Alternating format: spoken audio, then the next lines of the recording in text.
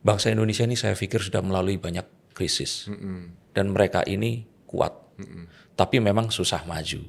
Jadi kalau dibilang dampaknya akan seperti apa, saya tetap melihat bahwa Indonesia ini akan tetap menjadi salah satu tempat yang paling aman. Juga sama dengan saat kemarin tiba-tiba Pak Prabowo mengatakan BBM subsidi tidak naik hingga Desember.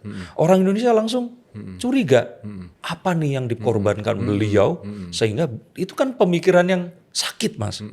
Ini adalah kesempatan di mana kita itu akan bisa menyalip di tikungan, asalkan kita bersatu.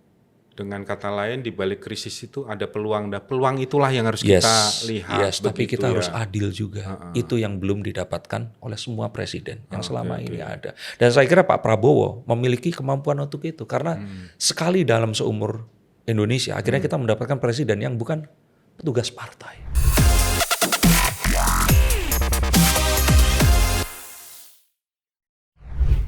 Selamat datang kembali di Common Ground Podcast Hyperbus. Tempat sudut pandang bertemu bersama saya Jus Darmawan.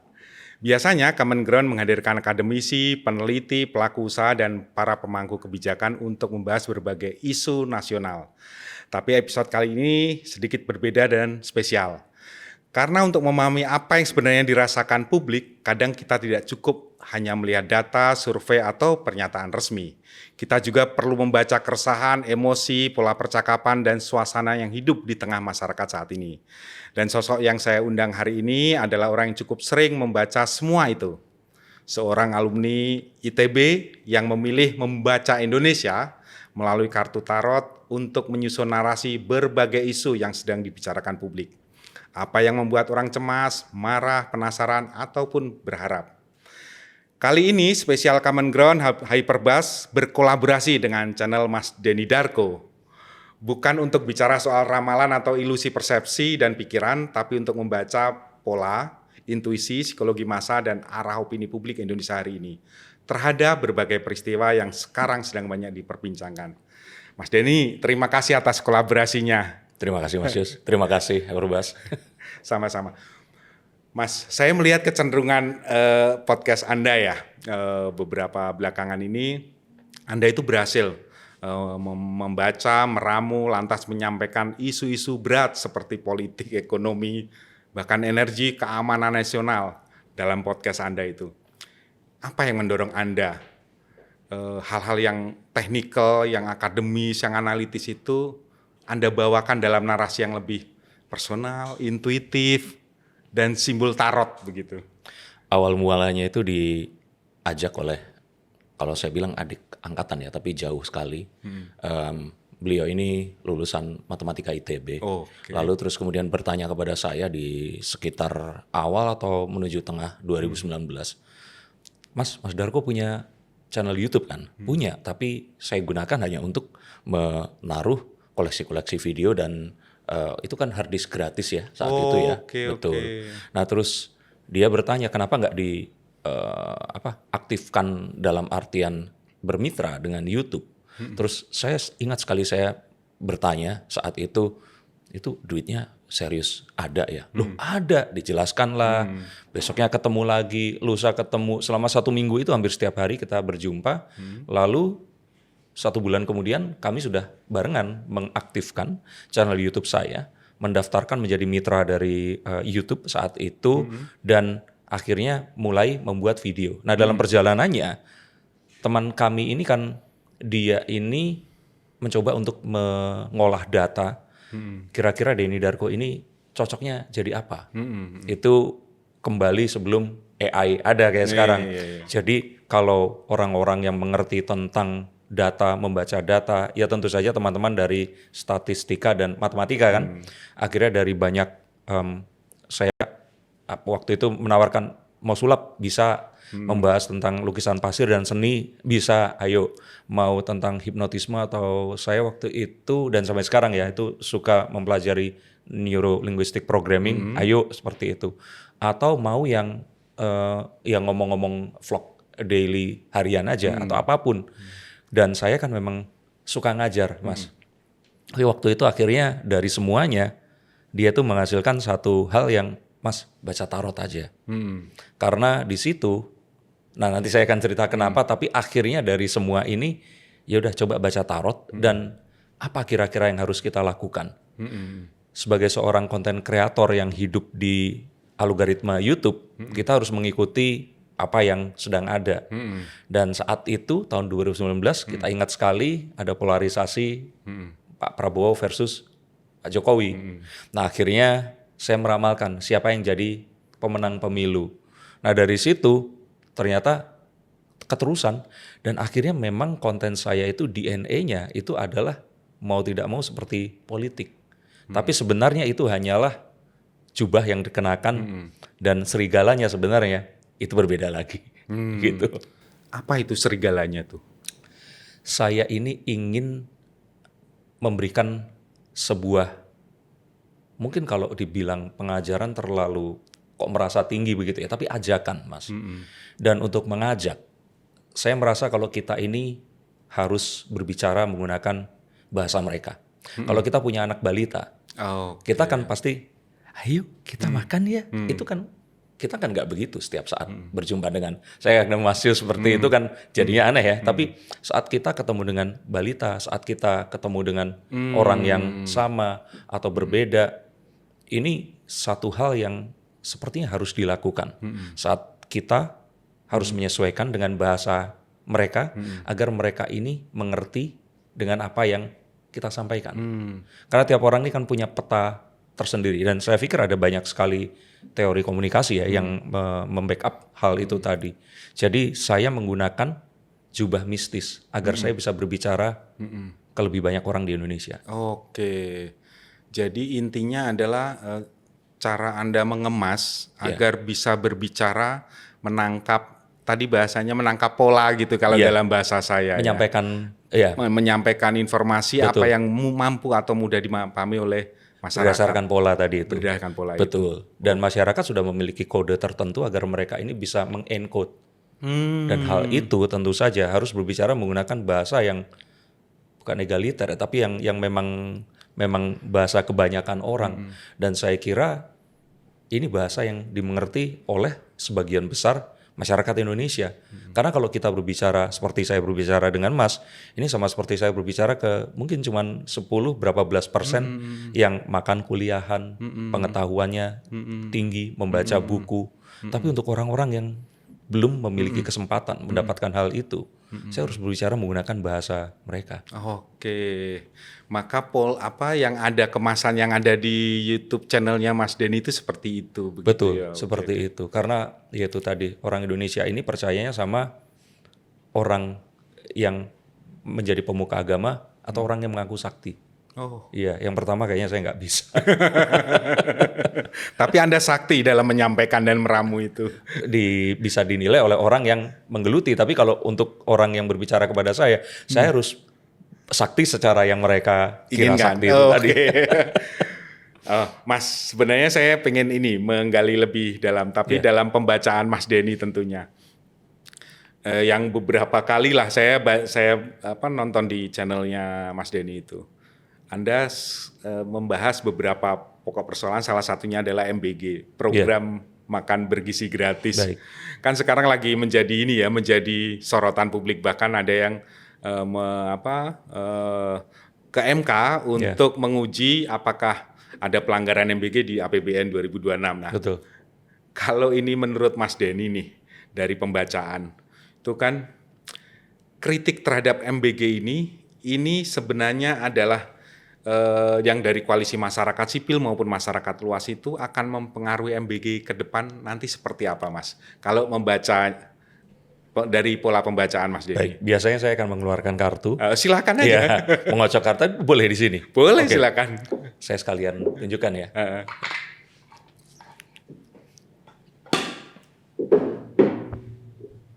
Ini adalah kartu tarot. Saya kira semua orang sudah tahu itu ya. Dengan bervariasi gambar di dalamnya, tapi ini menarik karena gambarnya bolak-balik, Mas. Iya, saya minta bantuan Mas Yus untuk acak kartunya. Berapa kali? Bebas. Nah, ini kan sesuatu yang ini sudah ada, Mas. dalam DNA kita. Saat Saya melakukan sedang tidak sesuatu, dihipnotis kan? dari tadi sebenarnya sudah, Mas. Oke. Iya, jangan sadar. Oke. Saya kocok ya. Ya, saya bukan belum bilang pemain, berapa kali, jadi Mas. saya nggak jago. Mas, sebentar. Saya belum bilang berapa kali. Berapa kali? Ini Mas sudah mulai ngocok. Dua Ini- kali. Ini bad luck, Mas. Oke. Biar good luck. Ya. Nggak ada sebenarnya berapa kali 3 atau apa. kali. Iya. Saya suka angka 9. Wih, 9 kali dong. 4, 5, Saya ngetek dulu kalau 6, 7, 8, 9. Nah, oke. Mas mau sisi yang di sebelah mana? Nah, Taruh itu aja di sini. saya serahkan ke Mas Denny. Nah, kalau di sini berarti sisi yang ini, Mas. Yang Oke, kita pakai. siap. Oke. Ini kartunya adalah Queen of Swords tapi menghadap ke belakang. Tapi tidak reverse artinya terbalik seperti ini. Mengapa ini penting? Karena membaca kartu tarot, Mas. Ini disepakati artinya apa di seluruh dunia, artinya harus sama. Oke. Kalau saya mengartikan semau gue nanti, orang lain akan bisa menyalahkan. Dan ini sesuatu yang berbeda dengan saat saya pertama kali masuk media di televisi. Kalau televisi kita ngomong sesuatu nggak bisa dikoreksi. Ini ada kolom komentar. Nah, artinya di sini kita harus kembali ke pola yang sebelumnya. Kita tahu Pak Prabowo, penggagas MBG ini 5 kali ya berusaha untuk ikut pemilu. Salah satunya menjadi wakil. Ya, wakilnya Empatnya Bu ini Mega, empat atau 3 ya? Tiga. Berarti 4 kali ya? 4 kali. 4 kali. Bu Mega 2 kali kan? Enggak ya? Bu Mega sekali. Sekali ya? Bu Mega sekali. Nah, artinya beliau ini seseorang yang persisten, seseorang yang tidak mudah untuk digoyahkan. Dan mungkin ini menjelaskan mengapa banyak kritikus atau pengamat itu yang menganggap bahwa Pak Prabowo ini nggak mau dinasehati, ya kan? Siapa namanya? Pak Saiful Mujani juga mengatakan demikian, dan juga Ketua BEM Universitas Andalas atau mana yang berkata kalau Pak Prabowo ini presiden pakak, nggak mau dengar seperti itu. Padahal dia ini seseorang yang mendengar, tapi sekali dia memahami sesuatu, dia akan berpegang teguh terhadap hal itu tadi. Dan saya melihat bahwa MBG ini akan tetap diteruskan. Tetapi tentu saja pasti akan ada sebuah penghitungan yang akan membuat beberapa hal ini mungkin akan direkalkulasi dan disesuaikan. Oke, itu pembacaan MBG ya. Betul, dari ini. Jadi kalau ada yang mungkin di sini berharap MBG ini dihentikan dan berhenti, saya pikir mereka akan kecewa ya dengan bacaan ini. Tapi yang mengharapkan MBG ada perbaikan tentu ada harapan dari pembacaan Mas Denny tadi. Iya, dan MBG yang tetap berjalan seperti sekarang pun tentu saja masih ada juga orang-orang yang begitu. Oke. Ya, gitu, ya, Mas Yus. Nah, saya khawatir ini dari pembacaan ini lagi. Iya. Ini terkait dengan MBG karena MBG yang sedang disorot nih. Iya. Ini nanti perbaikannya MBG meneruskan tadi, perbaikan dari MBG ini karena memang berasal dari masukan, kritik, saran dari koalisi masyarakat sipil dan masyarakat luas karena adanya kekurangan, ataukah lebih didorong oleh kan mungkin ada beberapa orang di program MBG ini gitu yang akhirnya berurusan dengan hukum. KPK, oke. Nah, kekhawatiran yang Mas Yus sampaikan ini adalah sesuatu yang membuat kita ini akan selalu lebih unggul daripada AI, Mas. Oh gitu. Artificial Intelligence. Nanti Mereka mereka tuh nggak punya intention, mereka tidak punya kekhawatiran, tapi itu yang membuat kita jadi manusia. Betul. Kan. Nah, Mas dibelah, Mas, dimanapun. Dibelah aja. Iya, belah aja jadi 2. Belah rata apa belah? Bebas terserah. Okay. Nah, Mas mau pilih kartu yang ini kan di atas tadi, berarti kita ambilnya misalkan kartu ini dan ini yang belum terlihat. Mau ini atau yang itu? Saya pilih ini. Oke, karena lebih ini ya, manly mungkin ya, naik kuda seperti ini. Oh, saya ngacak aja itu. The Knight of Wands. The Knight of Wands ini seorang kesatria menaiki kuda. Kudanya ini melangkah tapi berderap satu demi satu, bukan berlari tapi tidak juga sedang berhenti. Dia memegang tongkat yang mengartikan sebuah harapan, sebuah niatan.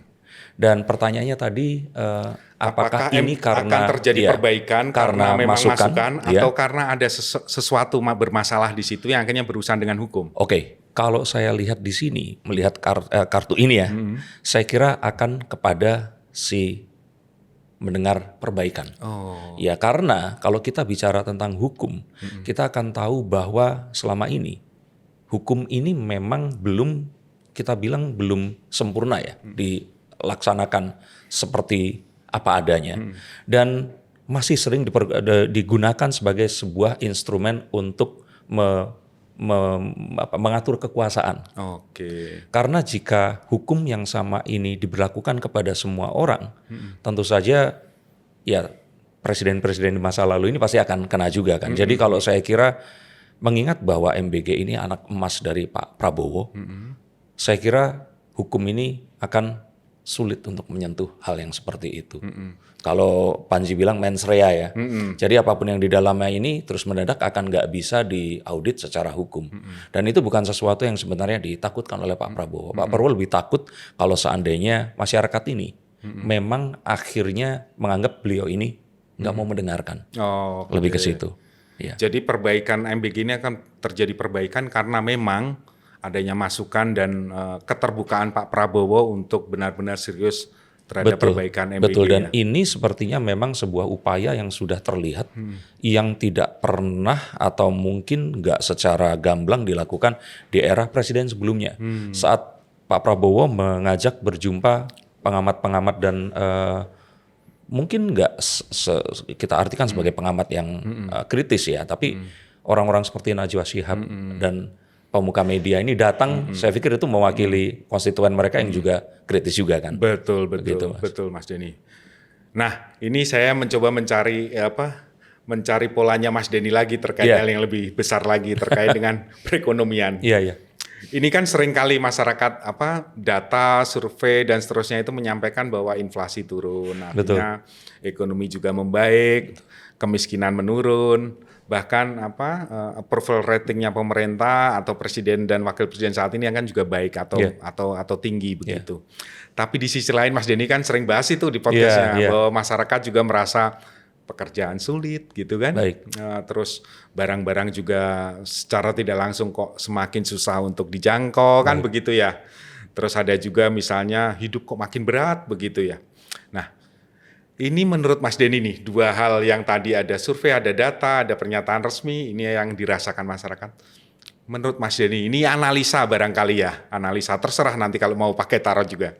Analisa Mas Denny, apakah ini keresahan tadi atau gambaran kecemasan atau gambaran semakin susahnya masyarakat, itu persoalannya adalah pada bahwa perasaan itu, rasa itu dan seterusnya itu memang tidak bisa ditangkap oleh berbagai survei dan data, ataukah ada persoalan yang lebih besar? Oke. Nanti dikoreksi kalau saya salah ya. Saya mendengar Mas Yus tadi mungkin 4 atau berapa kali mengucapkan kata rasa.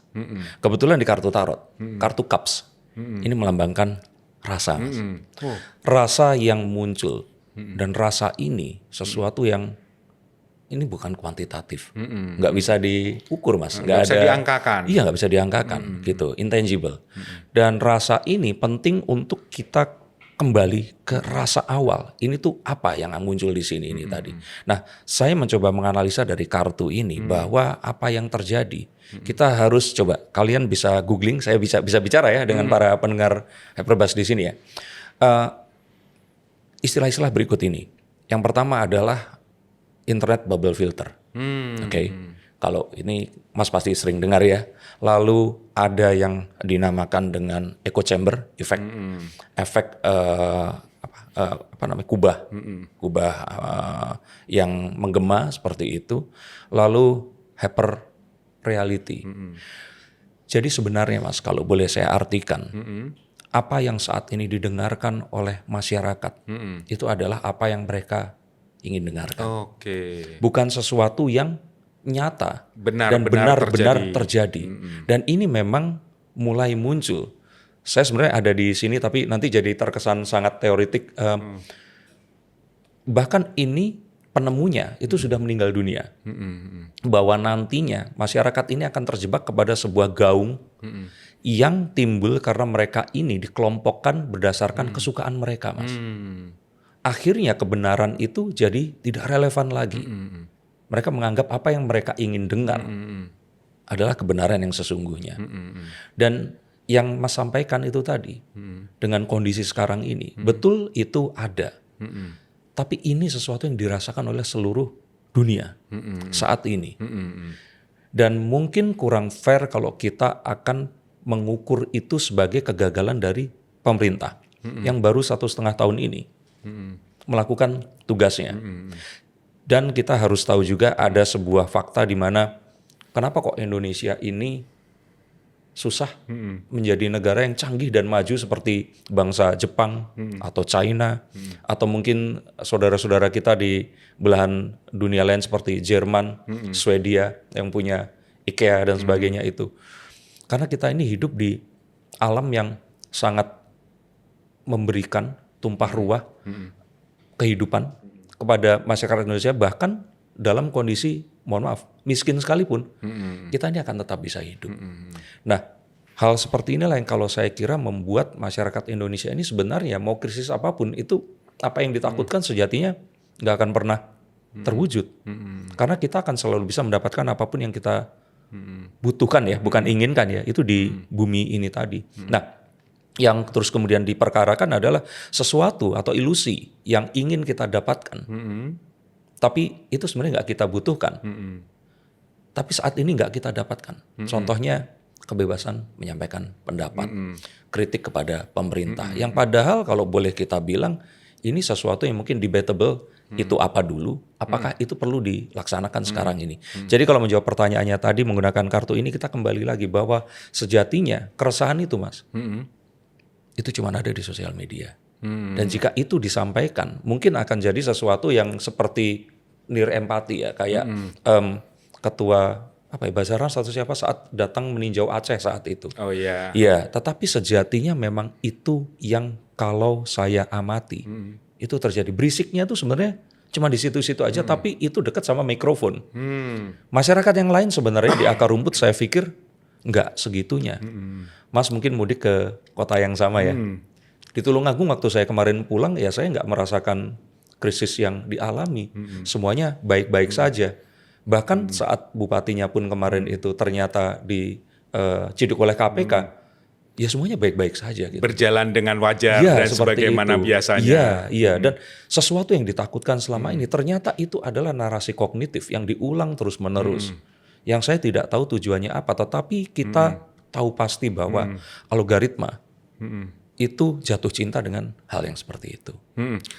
Dengan kata lain bahwa tadi itu yang satu sisi ada data, ada survei dan seterusnya, satu sisi adalah keresahan dan seterusnya itu sebenarnya itu adalah permainan di dalam di pikiran kita. Di pikiran kita. Betul. Terus akhirnya itu digaungkan secara ramai karena kita itu echo chamber effect tadi. Betul. Begitu ya. Lalu kemudian mengarah kepada suatu fenomena tentang hilangnya kepakaran. Informasi yang muncul, ini kita tidak perlukan lagi kesahihannya. Mirip tadi. Judul buku Hilangnya Kepakaran. Nah, memang betul, itu diambil dari tadi itu Mas. Apa yang muncul di sosial media, itu seakan-akan sesuatu yang valid untuk kita perjuangkan. Hanya karena itu sesuatu yang sesuai dengan apa yang kita sukai. Kita mau mendengarkan apa yang mau kita dengar, begitu ya. Iya, seperti itu. Siap. Nah ini kaitannya berarti nanti ke media sosial ini langsung saya pengen diskusikan dengan Mas Deddy. Dengan senang hati Mas. Oke. Nah, jadi publik Indonesia saat ini kita sebut publik Indonesia aja lah ya, netizen ini semakin ke arah kritis atau makin emosional atau sebenarnya makin apatis? Karena efek echo chamber tadi mungkin makin apatis ke depannya, atau justru kelompok atau masyarakat yang makin mudah untuk diprovokasi atau digosok-gosok. Monggo Mas. Mau yang ini lagi? Iya dong. Kita harus membaca. Tadi udah kanannya Mas ini. Sekarang betul, saya ambil yang kanan saya. Ini penggaris saya Mas, saya membaca menggunakan Oke. Judgment. Apa yang terjadi? Itu kembali yang kita berangkat dari kita tadi terakhir ya, bahwa apapun yang kita sukai itu terus menjadi sesuatu yang seakan-akan kita percayai. Kita yakini betul. Dan pertanyaan intinya dari Mas tadi adalah apakah masyarakat kita itu apatis atau apa? Makin kritis, itu menunjukkan nanti ke depan makin kritis, makin apatis, makin emosional begitu, atau sebenarnya makin mudah diprovokasi. Nah, saya kira semua itu Mas. itu akan terjadi. Dan semua hal itu kan kalau kita konotatifkan kan ada di sisi yang negatif ya. Nah, dan saya tegaskan sekali lagi di sini bahwa algoritma itu memang menyukai hal itu.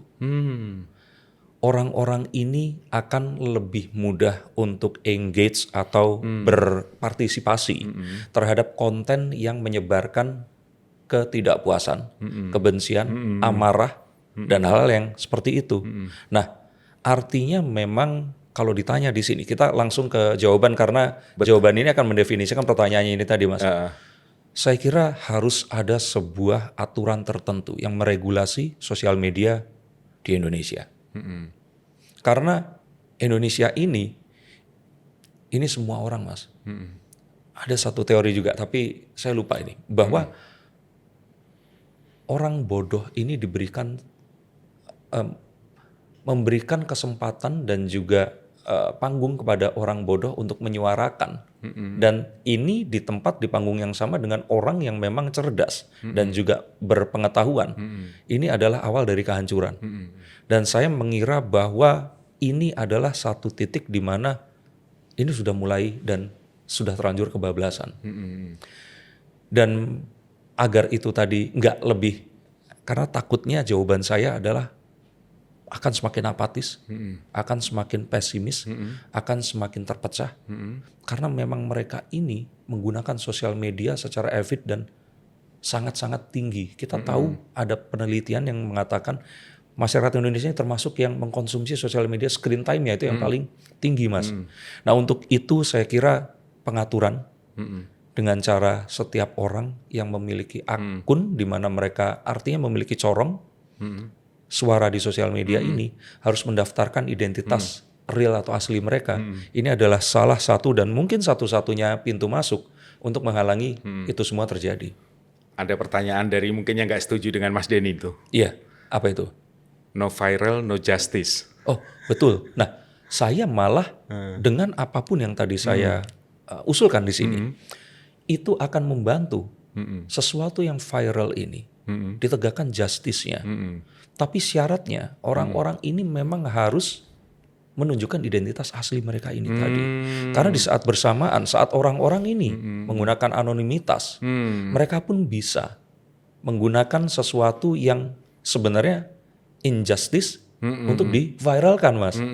Dan itu sesuatu yang sangat berbahaya dibandingkan kita nggak bisa memviralkan sesuatu agar justice didapatkan, acquire. Saya mencoba menggarisbawahi yang dipersoalkan Mas Denny adalah anonimitasnya ya. Iya, karena saat itu terjadi, order itu hilang. Bukan soal semua orang merdeka dan bebas untuk menggunakan media sosial. Merdeka, karena mereka sudah mendapatkan hak mereka. Kewajiban mereka adalah menunjukkan jati diri mereka. Kita ini menggunakan teknologi seakan-akan ini di China tahun 1920. Kita kan nggak hidup di zaman itu gitu loh. Jadi saat kita bisa menyuarakan apapun, kita juga harus held accountable terhadap apapun yang kita sampaikan, Mas. Oh, siap. Baik. Jadi bukan persoalan membatasi pemanfaatan media, tapi harus bijaksana. Betul. Kalau Anda mau bermedia sosial secara kritis, Anda juga harus menunjukkan siapa Anda. Sehingga Mas, kita akan bisa mengukur siapa ini yang ngomong. Apakah dia memang sudah melalui perjalanan untuk memfilter informasi itu sehingga itu pantas untuk kita santap dan kita bicarakan. Karena jika tidak, Mas, semua orang bisa menjadi orang yang lain. Dan ini kekacauan yang saya bahkan bersuuzon terhadap demokrasi itu sendiri. Oh iya? Iya, sejatinya. Ada alasan tuh? Ada alasan. Karena apa? Ini seperti sebuah tangga yang sudah digunakan orang keluar dari lubang. Tapi saat orang lain ingin menggunakannya, mereka menendang tangga itu tadi. Sama juga seperti saat kita... Gimana tadi menggunakan tangga? Bayangkan ada sebuah lubang. Dalamnya 10 meter, manusia terperangkap di situ, ada tangga, orang ini naik. Nah, pas ada orang yang mau naik, orang yang sudah di atas, ini menendang tangganya itu tadi.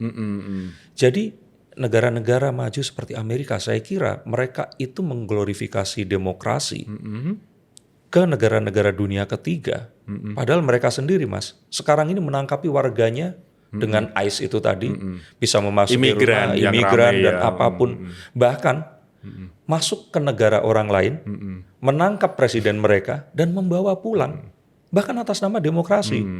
Jadi kalau saya kira kita ini berdebat kepada sesuatu yang bahkan di negaranya sendiri being outdated, udah nggak zaman gitu loh. Padahal kita memiliki demokrasi yang lain, Mas, demokrasi Pancasila. Saya pun menolak adanya sebuah upaya oposisi. Kenapa? Karena saya pikir Indonesia dengan 17.000 pulau, dengan ribuan suku di dalamnya, dengan wajah dan warna kulit berbeda, dialek yang berbeda. Saya dulu waktu dari Tulungagung pindah ke Surabaya, saya dicemooh dialeknya, Mas. Oh iya. Iya, karena nggak Surabayaan. Iya. Saya aja yang satu provinsi, jaraknya cuma 3 jam. Ini sudah oposisi, Mas. Lalu kita ingin menggunakan cara orang-orang yang hidup dalam mereka ini satu ras, mereka ini satu latar belakang. Relatif homogen. Iya, homogen. Sedangkan kita yang sudah jelas oposisi, kita mau pakai itu untuk menjelaskan kebebasan berpendapat. Kita sudah jelas-jelas berbeda, maka bukan perbedaan yang kita perlebar. Kan begitu maksudnya, Mas Denny, ya? Iya, dan Garuda sudah megang pitanya ada di situ. Tapi kita melupakan, kita setiap berteriak demokrasi, mengglorifikasi tentang perbedaan. Seakan-akan ini sesuatu yang harus sangat diperjuangkan dan menjadi resep utama keberhasilan perjuangan dan pembangunan negeri.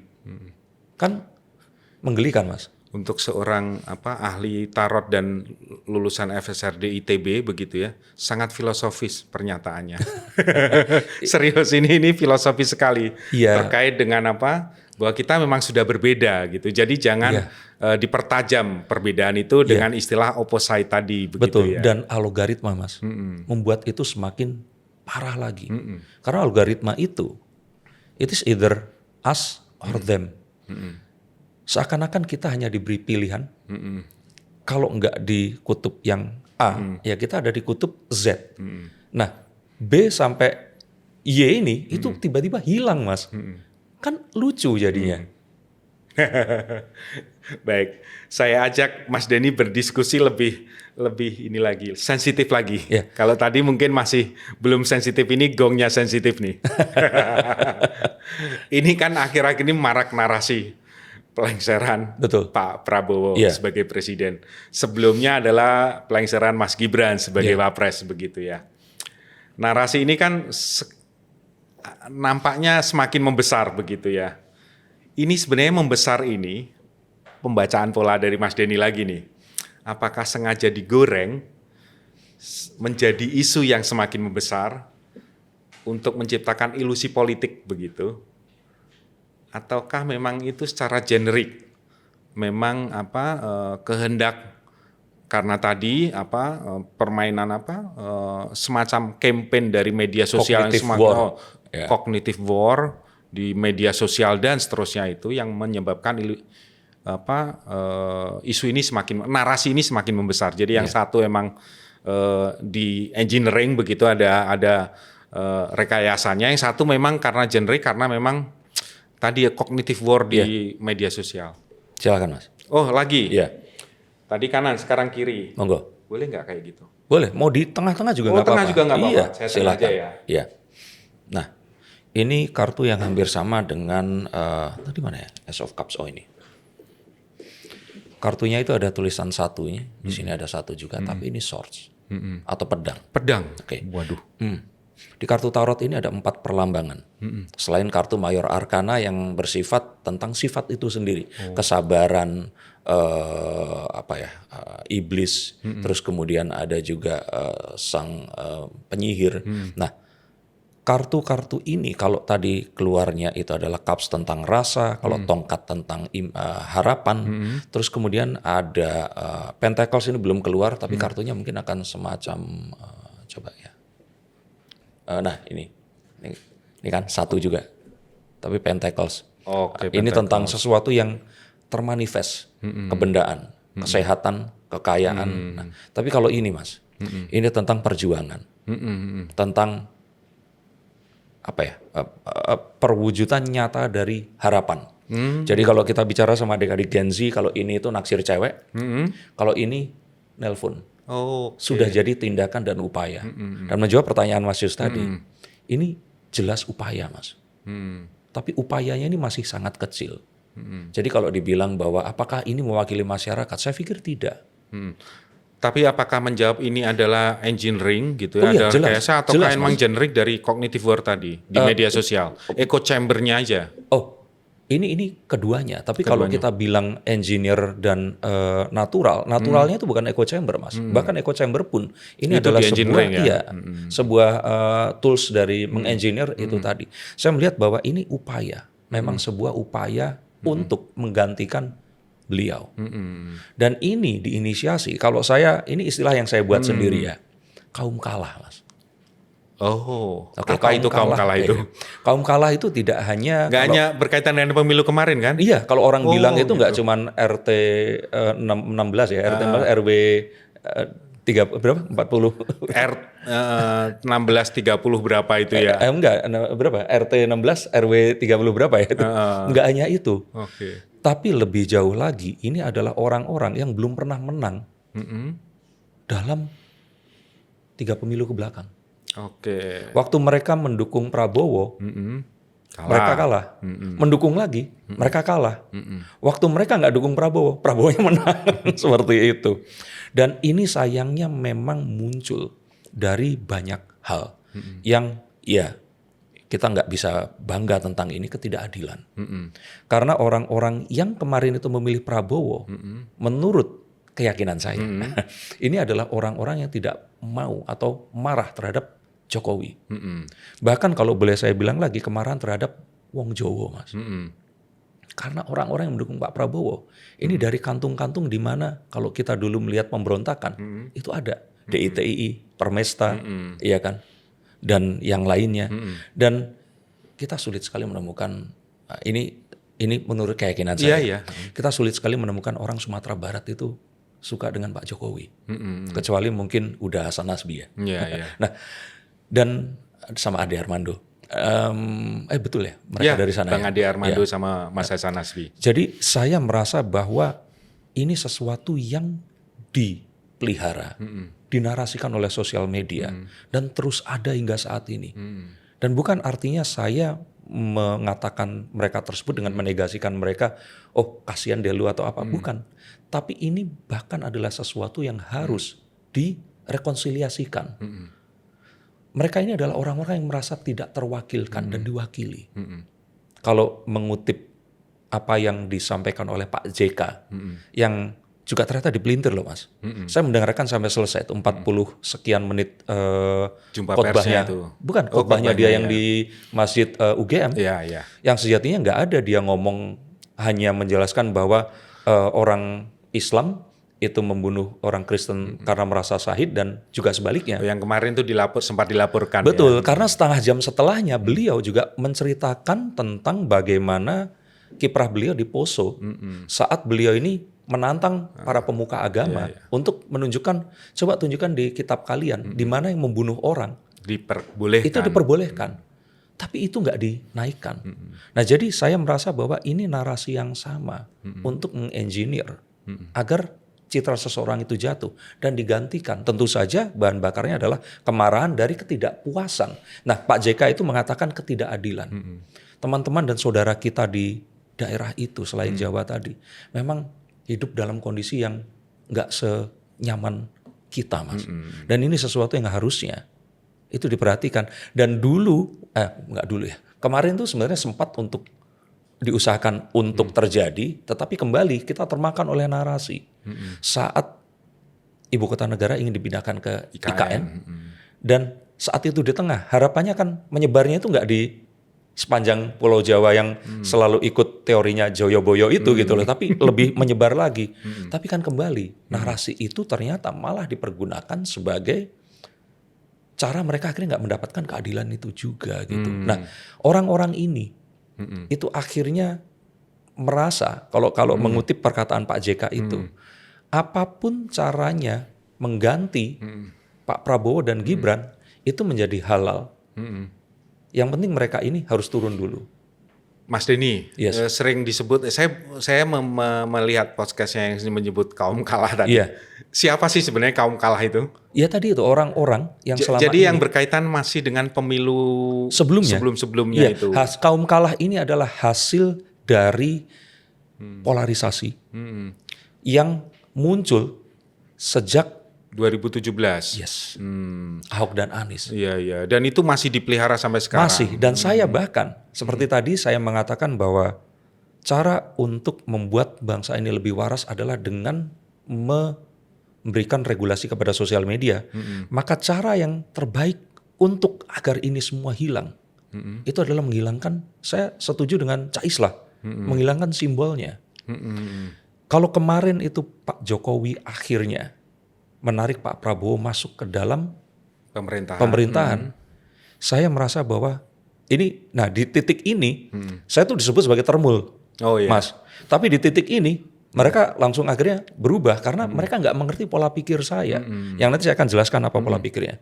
Saya merasa bahwa Gibran ini hanya membawa Pak Prabowo hingga 5 tahun pertama. 5 tahun berikutnya, kalau bisa nggak usah ada pemilu.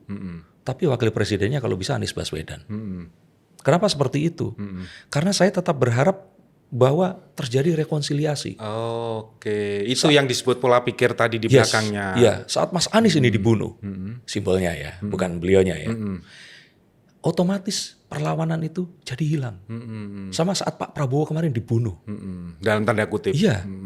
Rekonsiliasi itu adalah kunci agar pembelahan yang selama ini terjadi dan sampai sekarang disebut Mas Denny kaum kalah tadi itu bisa merasa adil. Iya. Gitu. Dan saat itu terjadi, kita akhirnya mendapatkan demokrasi Pancasila yang sesungguhnya.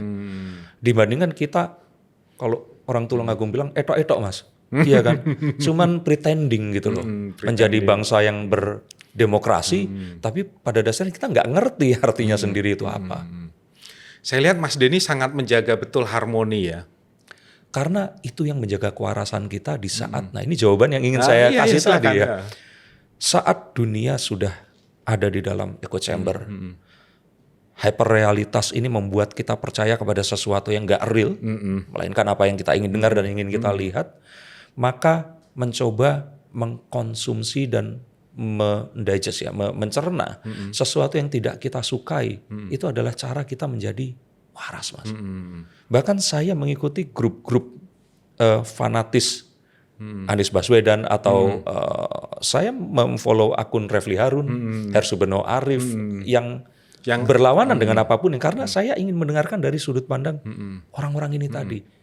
Jadi apa yang Mas Denny tangkap dari mendengarkan, melihat pola? Ketidakpuasan. Betul, ketidakadilan. Karena selama ini memang itu betul ada. Ketidakadilan dalam pengertian objektif atau ketidakpuasan pribadi? Objektif yang terus kemudian dibumbui oleh ketidakpuasan pribadi, menjadikan sesuatu yang akhirnya tadi itu Mas, menghalalkan karena saya menuju ke sana, maka apapun yang akan saya lakukan, saya mengira begitu ya. Ini menjadi halal untuk dilakukan. Dan akhirnya muncullah kemarin itu, dan saya menganggap juga apa yang dilakukan Prof. Saiful Mujani itu kemarin itu, dia itu terbawa suasana Mas. Dia sebenarnya nggak pengen ngomong itu, tapi kebablasan terus direkam, disebarkan, kejadian kayak sekarang ini. Saya kira itu sih yang terjadi. Oke, jadi sebenarnya yang dimaksud dalam tanda kutip kaum kalah itu adalah persoalan ketidakadilan. Iya, begitu. saya nggak mau. Ketidakadilan ini menurut Mas Denny lebih subjektif atau objektif? Saya kira objektif ya. Karena ya saya berarti ada kesalahan, ada ketidakadilan dong di sisi pemerintah. Iya, begitu. Jelas. Selama ini saya merasa bahwa Indonesia ini sejak merdeka itu nggak pernah adil dengan saudara-saudara kita yang di luar Pulau Jawa, Mas. Dan saya mengalami ini karena saya ngamen itu dari Jayapura ya sampai ke Aceh belum ya, ke Medan ya. Dan kota-kota yang ada di pulau besar yang ada di utara kita ini, dan saya merasakan sekali hal itu. Yang diperparah lagi bahwa kita tahu hasil bumi, tambang dan sebagainya itu berasal dari tempat-tempat itu, bukan dari hanya Pulau Jawa, bahkan itu menyumbang sangat kecil. Dan ini kan sesuatu yang kebayang Mas, udah 80 tahun lebih kita merdeka tapi mereka belum mendapatkan itu, dan wajar mereka seperti itu. Tapi jangan sampai ini menjadi sesuatu yang akhirnya digunakan oleh orang-orang yang, dan ini bisa saja orang dari luar, kalau kata Pak Prabowo asing, atau orang-orang Indonesia sendiri yang tidak peduli dengan harmoni dan peduli hanya dengan kepentingan mereka sendiri. Nah, saya agak mungkin nanti bisa diulang Mas Denny Boleh, Mas. penjelasannya. Iya.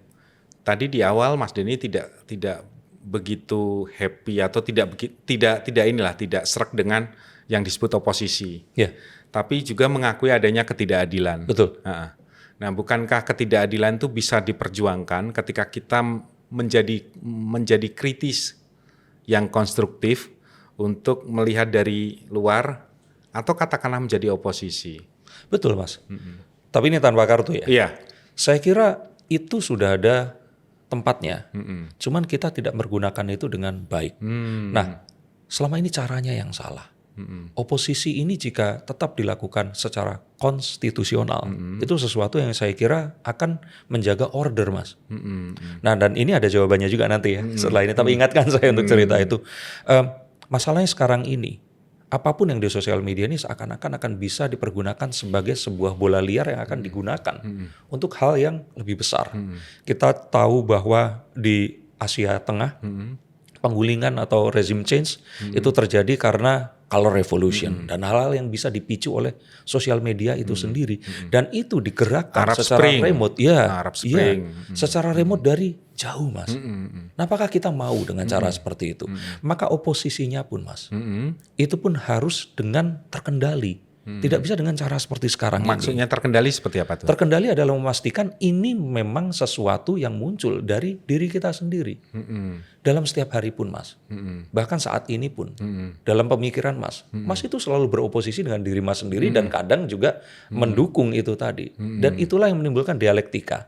Yang membuat akhirnya kita ini menjadi seorang homo sapien yang akhirnya nggak cuman itu saja, tapi berkembang dengan lebih baik lagi. Berdialektika terus menerus. Iya, seperti itu. Nah, tapi kan sekarang ini kebablasan oposisinya menggunakan demokrasi bukan yang Pancasila, dan akhirnya jadilah apa yang terjadi sekarang ini. Harusnya kan kita mengikuti pemusyawaratan perwakilan, Mas. Ini yang kita harus kembali lagi ke situ dan ke situ. Sekarang seakan-akan semua orang punya suara yang valid, sama dengan misalkan saya berdebat dengan orang yang lain, yang ini tidak terukur gitu, Mas. Jadi bukan artinya di sini oposisi dalam demokrasi yang mereka mengerti itu loh, Mas, yang saya itu oposisi juga. Bahkan saat saya mengatakan saya tidak percaya dengan oposisi, saya sudah menjadi oposisi kan. Betul. Jadi artinya persoalan tempat saja ya. Cara, Mas. Cara dan aturan. Nah, kalau kita tarik lebih jauh lagi, kekacauan ini itu saya merasa terjadi karena tidak adanya kepastian hukum di Indonesia. Law itu nggak ada, adanya lawyer. Negara Indonesia bukan negara hukum, tapi negara lawyer. Supremasi hukumnya masih dipertanyakan. Semua bisa diatur. Atau saya pernah berdiskusi di sini juga dengan seorang profesor ilmu politik menyatakan memang artikulasi kita yang tersumbat. Artinya berdemokrasi, beroposisi bukan di gedung perwakilan tapi di media sosial. Betul. Mas Denny melihat itu merunyamkan juga enggak? Apakah merunyamkan? Iya, tapi ini adalah sebuah cara kita menyembuhkan diri kita sendiri.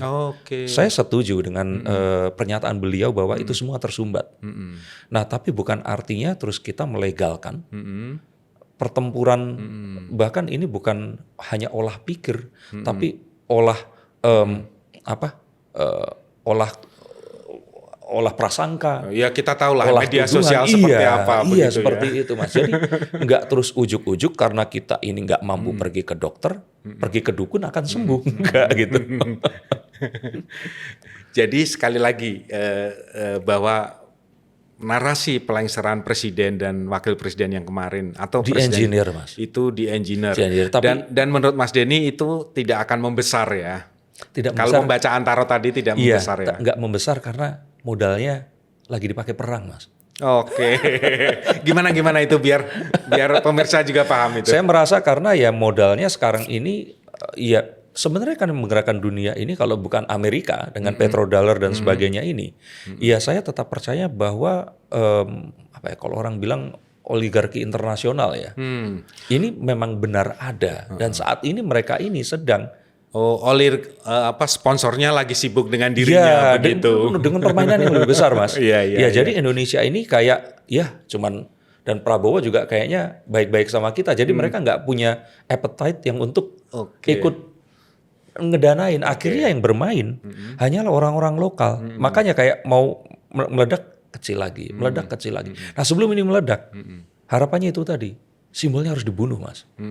Agar harmoni ini tercipta. Dengan rekonsiliasi ya. Yes. Dan kalau itu tercipta, Mas, akan sulit menimbulkan sosok lagi yang sosok ini dibuat, Mas.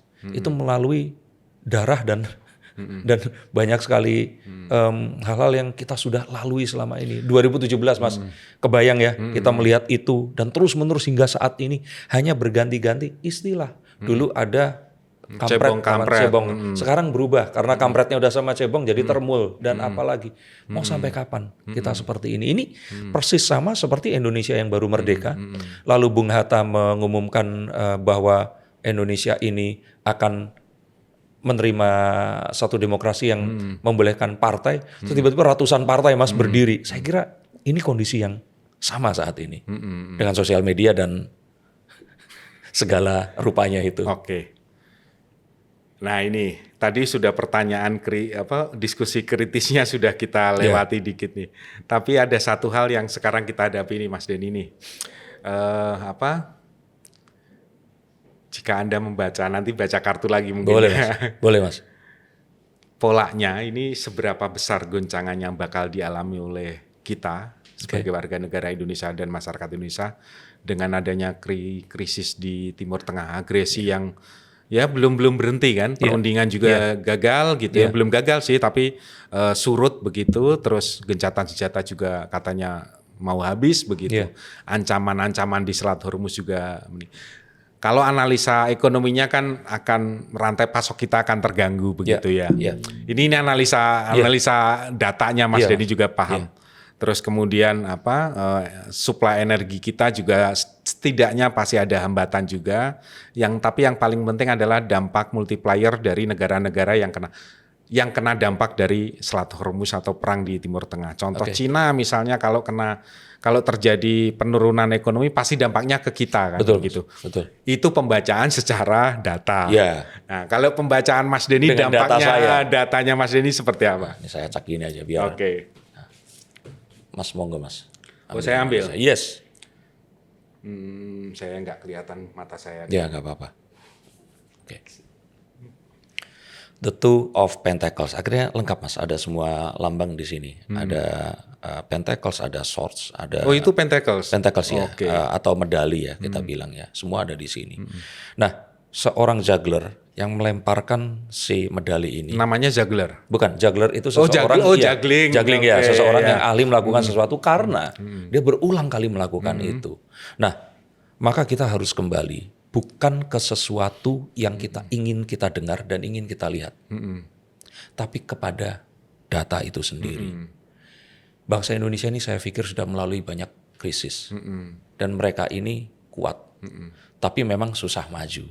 Jadi kalau dibilang dampaknya akan seperti apa, saya tetap melihat bahwa Indonesia ini akan tetap menjadi salah satu tempat yang paling aman dan baik-baik saja. Baik-baik saja. Baik-baik saja. Tetapi yang saya lihat di sini, kalau kita mempergunakan kebiasaannya bukan kebiasaan melihat data yang tepat, tapi melainkan kepada data yang buruk. Maka yang muncul adalah ketakutan itu. Dan ketakutan itu akan termanifestasi. Maka kita akan, ya tadi itu, we are what we think. Apa yang kita pikirkan akan menjadi nyata. Self-fulfilled prophecy. Ramalan yang jadi nyata karena kita berulang kali. Sehingga itu akan terjadi, Mas. Nah, maka bagaimana caranya menyebarkan narasi positif agar narasi yang negatif dan ketakutan itu tidak terjadi. Dan toh selama ini ternyata kita ini itu selalu lebih memilih mengambil ketakutannya. Kalau gelas itu terisi setengah, orang kita melihatnya setengah penuh atau setengah kosong. Orang Indonesia bilang setengah kosong, Mas. Bukan setengah penuh. Mereka ini mengira itu akan terus depleting, berkurang. Padahal bisa saja ada air yang akan masuk ke situ. Juga sama dengan saat kemarin tiba-tiba Pak Prabowo mengatakan BBM subsidi tidak naik hingga Desember. Orang Indonesia langsung curiga, apa nih yang dikorbankan beliau sehingga itu kan pemikiran yang sakit, Mas.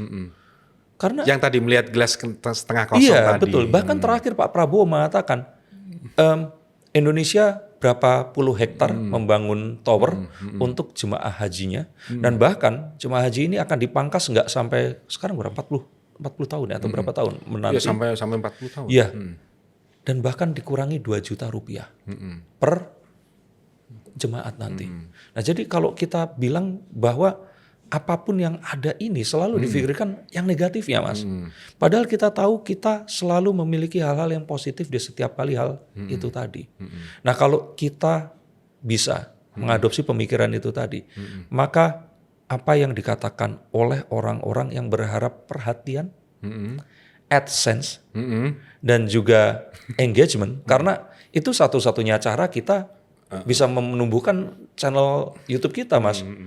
Dan mereka menggunakan narasi-narasi itu lebih suka, karena itu lebih dikonsumsi, ketakutan, Mas.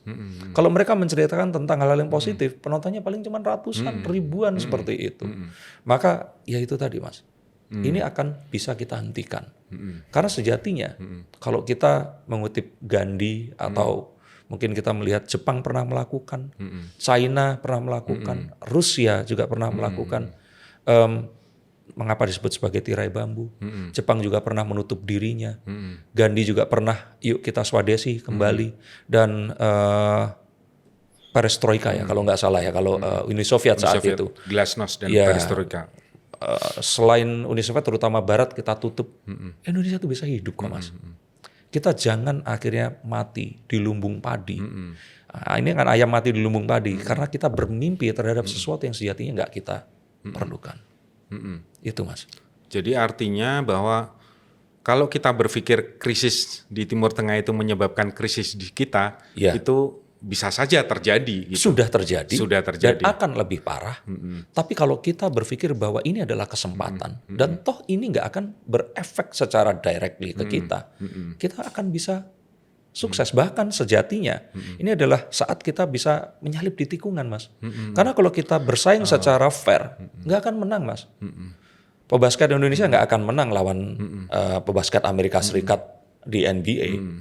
Bahkan mereka pun mengengineer peraturannya. Mas pernah dengar tentang bola pingpong yang putih itu? Sekarang kan dirubah warnanya jadi kuning. Itu konon katanya, nanti dibenarkan ya di komen ya, kolom komentar ya. Karena soalnya di tempat saya masih putih, Mas, pakainya. iya, karena kalau kompetisi itu sering kompetisi kompetisi betul, itu dirubah itu karena katanya orang China itu pupilnya itu lebih cepat menangkap warna putih dibandingkan warna kuning. Oh, oke. Jadi kalau mereka nggak bisa menang, Mas, rubah peraturannya. Nah, mau sampai kapan kita ikut cara main mereka? Ini adalah kesempatan di mana kita itu akan bisa menyalip di tikungan asalkan kita bersatu. Dengan kata lain, di balik krisis itu ada peluang. Dan peluang itulah yang harus kita lihat. Tapi kita ya. harus adil juga. Itu yang belum didapatkan oleh semua presiden yang selama ini ada. Dan saya kira Pak Prabowo memiliki kemampuan untuk itu. Karena sekali dalam seumur Indonesia, akhirnya kita mendapatkan presiden yang bukan petugas partai. Yang dia adalah pemimpin partai. Pemilik partai. Pemilik partai. Dan dia sudah mengalami kekalahan sebelum akhirnya mendapatkan kemenangan. Gak ujuk-ujuk kayak Pak Jokowi yang Pak Jokowi ini kayak Mayor Teddy. Letnan Kolonel Teddy. Letkol Teddy. Jalannya enak tuh terus-menerus seperti itu. Tapi Pak Prabowo mengalami kekalahan dan saya pikir dengan seperti itu harapan saya Pak Prabowo bisa mengadopsi pola pikir seperti saya yang mencoba untuk kita memang untuk harmoni kita mungkin harus mendengarkan sesuatu yang nggak kita sukai. Kunci jawabannya. Kita mampu untuk mendengarkan yang kita bahkan tidak sukai ya. Dan kita bisa merangkul untuk harmoni tadi. Rekonsiliasi, Mas Denny. Betul. Makasih, Mas Denny. Saya yang terima kasih kesempatannya. Itulah obrolan kita dengan Mas Denny Darko. Ternyata di balik kartu dan narasi yang dibaca, ada cara pandang yang tak kalah menarik mengenai bangsa ini yang terus bergerak. Seringkali kita terlalu sibuk hanya dengan angka, survei, dan analisa yang nampak di permukaan. Sampai lupa ada pola-pola di bawahnya yang sesungguhnya penting untuk dipahami. Terima kasih sudah menyimak, jangan lupa tinggalkan komentar. Saya Jus Darmawan, sampai jumpa di episode Common Ground selanjutnya. Terima kasih. Terima kasih banyak, Mas Denny. Terima kasih, Mas.